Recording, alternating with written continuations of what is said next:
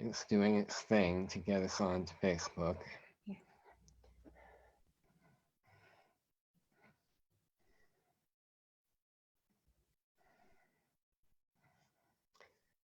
And we are live. Let me fix this. Hello, everybody. Welcome to episode 7 of the Your Relationship Workbench series. I'm Geoff Laughton, your host, yourrelationshiparchitect.com. And one of the things that I've been getting a lot of questions about or hearing stories usually, and let me tell you, I know who Jessica is, but let me share what she does. She is an international dating coach, and as of about a month or two ago, an author of a new book called 21 Days to Feeling Gorgeous. And part of how Jessica and I met was, gosh, it was a year ago, December, and we were both speaking at an event, again, very ironic that I was at it, called Surviving Dating in Denver, because we're both in Colorado. And there just was an immediate affinity and connection that she and I had. And she was kind enough to invite me on her podcast, which is a killer podcast called The Game of Love. And I've actually been on it twice already and soon to be on another time because for some reason she keeps putting up with me and inviting me back. And that podcast and radio show, it's all being heard in about 33 different countries on every platform that podcasts are on. So I asked Jessica to come and share what she knows, and I'm sure what you're learning around how you do dating and finding the right person when everything is now on Zoom. So with that, I'm gonna give it to you. Thank you for having me, Geoff. And it's a pleasure to have you on the Game of Love podcast. You are a rock star. You are much loved. You're one of the favorites for sure. So thank you. And thank you for having me on. And just to jump right into it, I want to first acknowledge all the single people that are single during this quarantine. It can be a little tough. So I wanted to acknowledge the emotions that people are experiencing right now. We are all human beings and we have needs. And in a world where we are in our homes by ourselves and we don't have external stimulus and things that we usually can enjoy and get lost in, if it's our job or if it's seeing our families, and suddenly we're sitting by ourselves nonstop. A lot of people are like, dang, I was lonely before, but like this is a whole new level. So just to my heart goes out to people right now that are feeling really lonely, because it's happening to a lot of people. So dealing with the loneliness, and that's one thing that, I have my dog is joining us today. Awesome. It's keeping him quiet right now. So one thing with dating and being single right now, this is a great time to, since we have to be inside, let's really go inside and do some personal and spiritual work on ourselves. One of my podcasts that I did back in November is called Dating Detox. And I walk people through how to, recalibrate, look at themselves, look at their love life, see what's working, what's not working, how to make adjustments. So this is a good time to reevaluate what's going on. Now, I want to hop forward and talk about actual dating, because I think a lot of people that are watching, they're like, yes, Jessica, we've spent a lot of time alone. Tell me how I can not be alone right now. So So, just to interrupt you briefly, I'm really glad you're bringing up the loneliness topic because there are men in my men's community, for example, that are, they're relatively young. They're in their late 20s, early 30s. And I'm thinking of one in particular whose primary love language is physical touch. Mm. And he lives alone and doesn't even have a plant, much less a dog. So I just want to encourage you as you go along, if you've got some suggestions around how people can, really work with the edginess of loneliness, Mm. that'd be great. Because I think they go hand in hand, because I think you also don't want to date just because you're lonely. Exactly. And this is, since we're experiencing this deep loneliness right now, it's really like sitting in the fire. Like I said a moment ago, a lot of people were lonely before the pandemic, and now it's reached a whole nother level. And what that's done for us, it's made it so we really have to face our loneliness. We don't have any other choice. And that might seem scary and daunting and very unpleasant. But let me tell you, if you can make peace with your loneliness now and learn how to not be lonely, but be alone and be okay, like my words of encouragement to everyone that is feeling lonely right now, you will get through this. And let me tell you, when the doors open back up and we can resume whatever life we are going to resume, it is going to be beautiful. And you are actually going to look back and be very thankful that you had time, because it's time now that you can deepen the relationship with yourself. And as you know, Geoff, we've talked about this a zillion times throughout our conversations. The relationship with ourself is the most important relationship. And when that is solid, and when you're your own best friends, oh, that's going to make life after quarantine amazing. So you'll really be happy and thankful for this time when you embrace it. Well, and what that makes me think of is the amount of strength that a single person is going to be able to bring, not to mention just pure emotional resilience. Mm-hmm. So I'm really wanting to underscore that point you just made, Yes. because so many, I end up working with people after they're in a relationship. And one of the things that always comes up when a relationship is breaking down, there's always an element of kind of a revelation of where in the beginning it didn't get started in a conscious enough, aware enough way.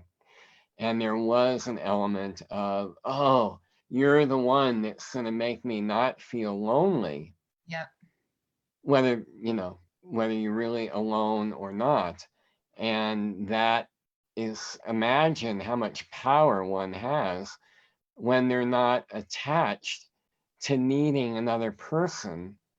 I mean, we need people, we're wired to be social, but I don't need a person Yep. to be able to be in my own center and in my own heart and my Right. connection to heart and to spirit. Yep. It's not mandatory that we have another person in our life to have that. So Yes. I just And want to add that. with people who are single right now and they're experiencing this extreme isolation,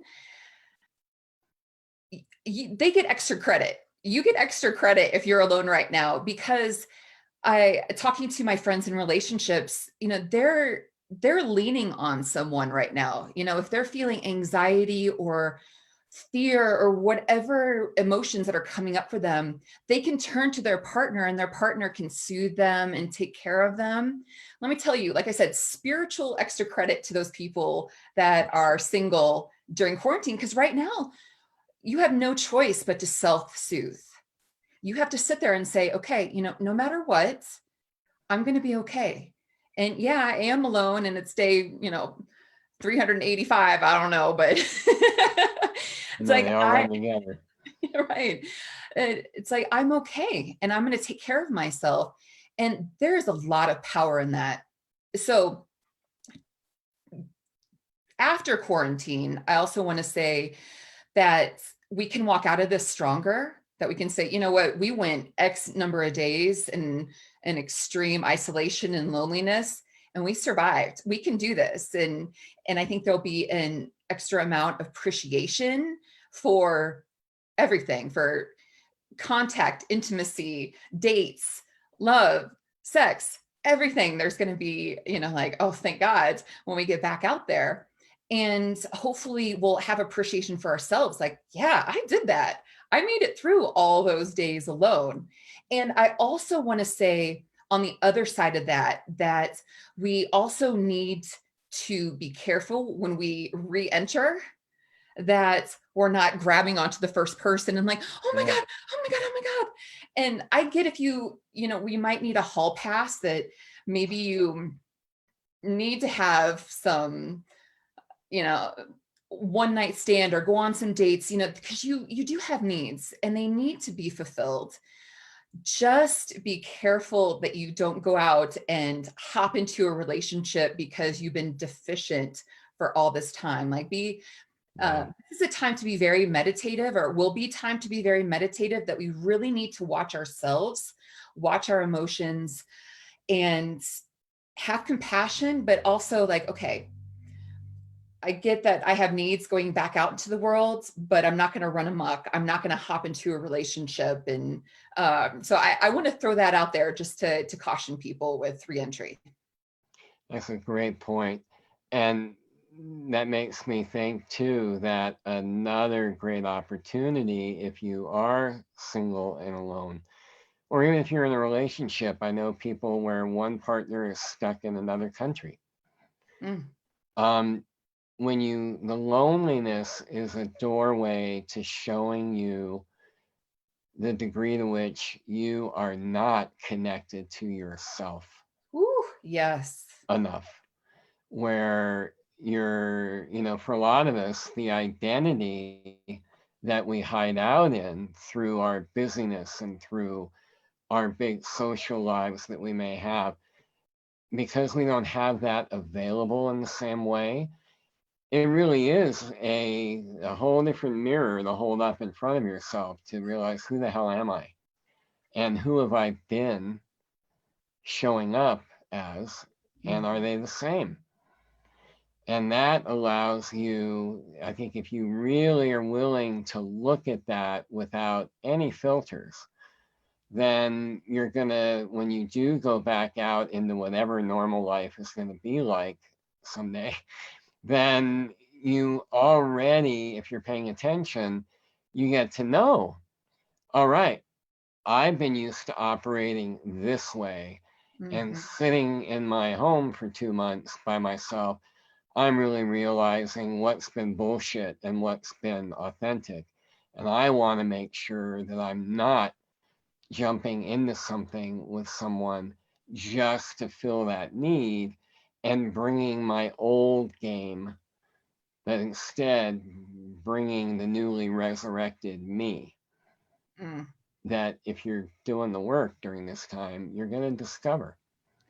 Yes, and this is a great time. I really feel like this is a spiritual gift to many of us, that we do get to stop and relax. I mean, myself, I have been so relaxed. I've been sleeping like a baby, and I physically feel amazing. And I'm really hoping that people take advantage of this time, that they can, we've stepped off the hamster wheel of our busy lives, and we do have a lot of time.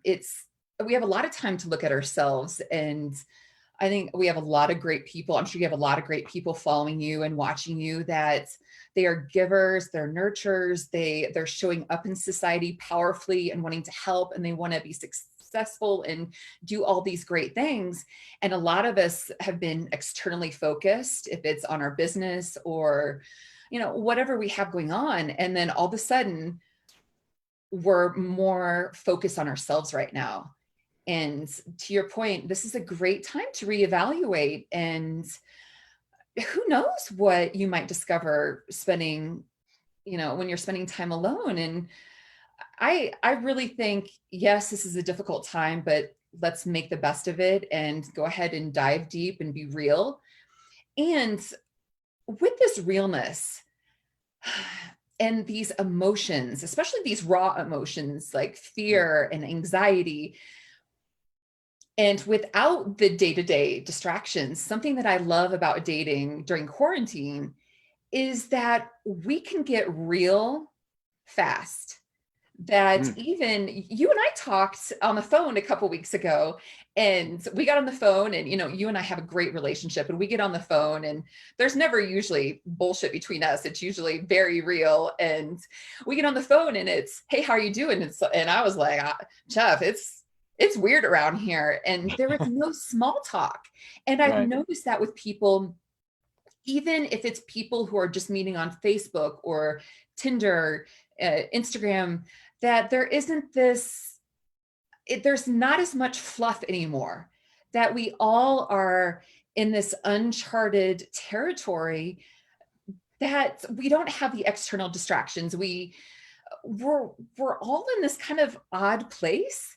And so we can get real fast, and you could say, gosh, I've been feeling kind of weird. And so having this odd environment to date in, it makes it so we can have authentic connections very quick. So if we're talking and we don't, if you're talking to someone on a social media platform, you start messaging back and forth, there's very little fluff, and people have the opportunity to say, how are you holding up through this? Well, to be quite honest, it's been kind of a roller coaster for me. There's moments that I'm like, oh, this is great. I slept till noon and I've been eating bonbons and drinking wine. But then 5 minutes later, I'm like, oh my gosh, I'm a little concerned about, the state of the world. So that's something that I really like about dating right now, is we can get real quick. And go ahead. I know you have something to say. Well, it's a question. So, with what you're seeing in your practice these days for the last month, I think it's been a month. Where are people going to meet people? Has maybe a better way of saying it is, has that really changed? Is it still the dating apps, or is it more social media now? Where are people going, and are there kind of new ground rules? I agree with what you just said. You don't have to put on a good face, or maybe you shouldn't. But where and what are the ground rules these days that you're seeing? That's a good question. Definitely social media it's where people are going to communicate and to connect. Yeah, the dating apps are still going, and I've had some clients that have got back on them, and because people are on their phones. There's a lot of people that are not putting their phones down, like the iPhone is, reminding us that your screen time is up 47% from last week. And, we're not putting our phones down. So we are so plugged in. And we're also going back to people that we've dated too. So I've noticed that people are like, gosh, I went out with such and such 6 months ago, and it just kind of fell by the wayside. I'm going to check in and see what they're doing right now. So we are going back to people that we've dated before, which I'm not a fan of, because if it didn't work then, it's not going to work now, and it's not going to work in the future. So the ground rules, I wouldn't say they've changed, but now there's just more connectivity, just because we are not putting down our phones. And it's like, if I text someone, I know they're not in a meeting all day. They're not super busy like they were. So yeah, the rules haven't changed much, but our time that we can connect, the opportunity for connection is heightened right now. So that makes me think about in whatever regular quote unquote dating is like, relative to how it is now. What what's your general suggestion about how open or how much do you share about yourself, keeping in mind what you're saying is really true, that you can get to authenticity way faster if you're smart. But how much is a good amount to share about yourself on the first, especially cyber date, um, relative, if that's any different than what you might encourage people to do in non-pandemic time? I think it's pretty much the same as non-pandemic time, that people still need to know what they're looking for in a partner, what they bring to the table. And I'm not one that's super calculated. I mean, I do encourage my clients to know their responses to questions that they're, of course, going to be asked, to have some preparation. So somebody asks, tell me about yourself, or, what do you do for a living, or what are you looking for in a partner? So you have the general answers to those questions, and to Mhm. be able to have some questions that you're just curious about. And I am not a fan for the typical or the ordinary, and I don't like it to be very interrogative. Like, I would Oh, say yeah. for people to have to know what they're looking for, and just in this time, let's not stress over it. If we're having a FaceTime call or if we're texting, let's just be nice and relaxed, and let's just have a conversation. And uh, going back to asking questions, I would recommend, instead of saying, "How are you?" even just changing that a little bit and saying, "How are you holding up right now?" That has Mm, a different tone. Or I asked somebody the other day, because I was laughing because they asked me, "What are you doing tonight?" I'm like, watching Netflix and drinking wine. You? And they're like, "Same." So since we don't have like the updates that we can give somebody, we can say, "Okay, if it was normal time, what would you be doing on a Saturday night?" And that just opens up a different I like it. conversation. Yeah. Because you'll find out, are they going to be going to the club? Are they a homebody? Are they going to be having dinner with their family? And so there's a lot of just taking the common question and just changing it a little bit, so you get a little bit different response, because it has a different energy to it. I like that. And I think that because loneliness and all that we don't know about what's next, it can create a false intimacy. Mm, I think, it's kind of like wartime romance, yes. and I really like your suggestion to the one you just suggested. Is it has an interesting balance between giving, when you say, how are you holding up? Or what would you normally be doing on a Saturday night if we weren't in a quarantine? They both invite a certain level of openness, but not too, like you said, not interrogating somebody first date. Give me 3 reasons why I should marry you. That Right. kind of stuff that, you and I have talked about this.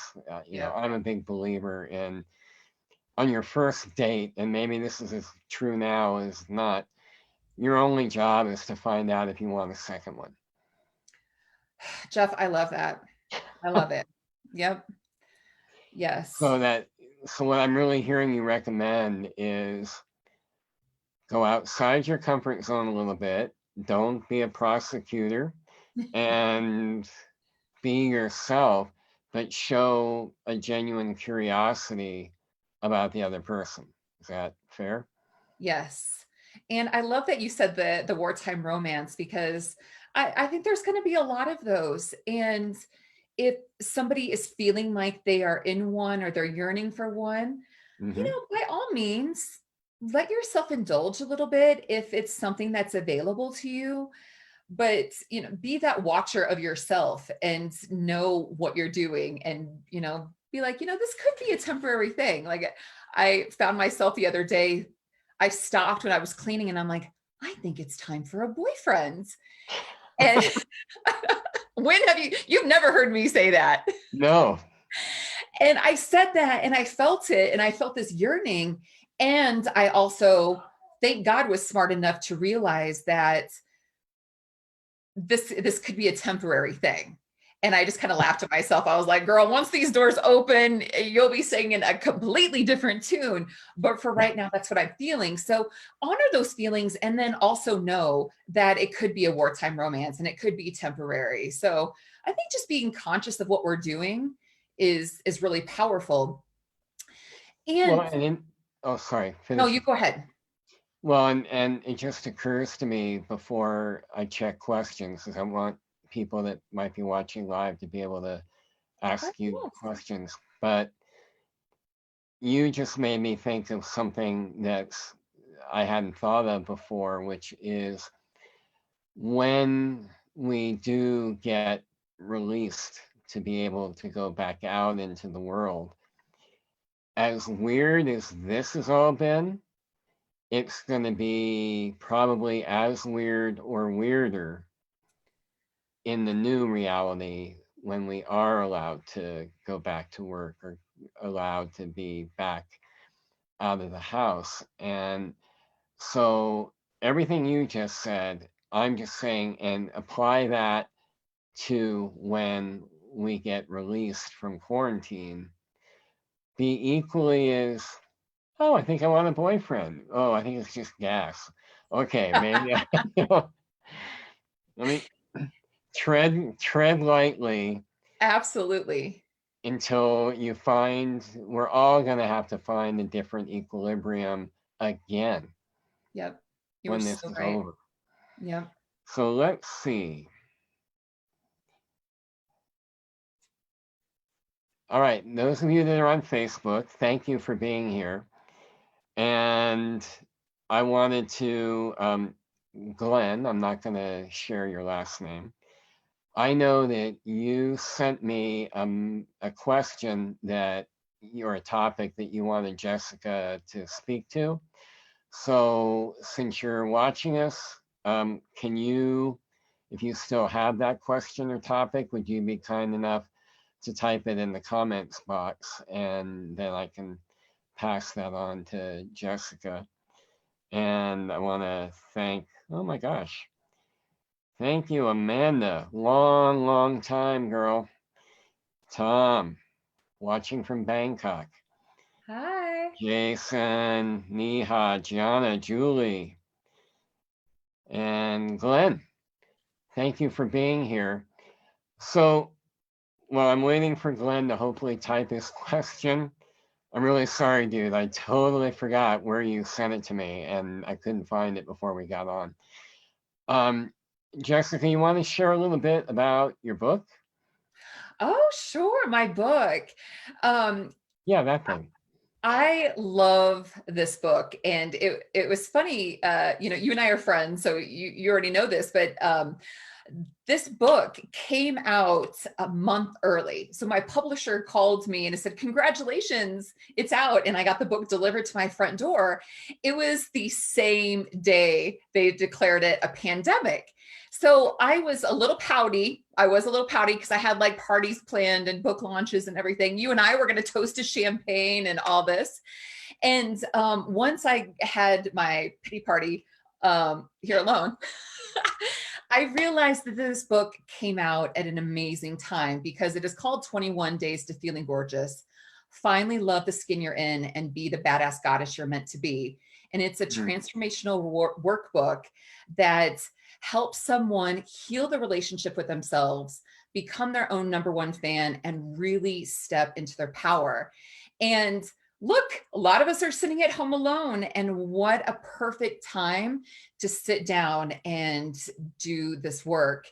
And so it was a blessing in disguise that it came out when it did. So this book is full of work that I've done on my international retreats all over the world for the last 7, 8 years. This is work that I do with my private clients, and I have it all put together in this nice sequential program that um, I love, and people have really enjoyed doing this book and reading this book. So I'm so thrilled to have it out. And I can attest because I bought one, even though my desires to be a badass goddess are pretty thin, but I'm married to a badass goddess, so I appreciate the inside 411. So it is available on Amazon. It is, yes. You know, given I'd recommend the ebook version because now paperbacks or hardbacks are taking a month and a half to get anywhere. So let me see, Glenn, did you? No? All right. Well, Glenn, if you're still awake, he's listening from Bali, where it's 2:30 in the morning right now. Okay. And I know you've been to Bali. Glenn, email me the question again. I will pass it on to Jessica. We'll make sure you get an answer. So I'm going to say thank you so much for being here. Always a delight to get to hang with you, even if it's this way. And this is the first interview we've ever done on video together. Oh my goodness, it is. Yes. Yeah, we're always on audio when I do your podcast. So I'm glad that you are keeping yourself well, as badassly radiant as ever, and stay safe. And everybody, I'll be back Wednesday at noon Mountain Time. Thank you so much for coming. If you're watching this on the replay, then know that if you have questions or comments for me, for Jessica, you're welcome to send me a private message on Facebook or email me at Geoff, which is Geoff, at yourrelationshiparchitect.com. And Jessica, what's your website, please? jessicasmith.love. And yes, so you could follow me. Yeah, you could follow me on Instagram at jessicasmith.love as well. And if people want to contact me, you can slide into my DMs, send me a message, and ask questions and all that good stuff. And thank you to everyone who is watching. Much love to you all. Stay healthy, stay safe, stay happy. And Geoff, it is always a pleasure. Thank you for having me on. And, you know, I just absolutely adore you. And I'm so thankful for our relationship. So thank you. Me too. So take care, everybody. See you in a couple days. Bye-bye.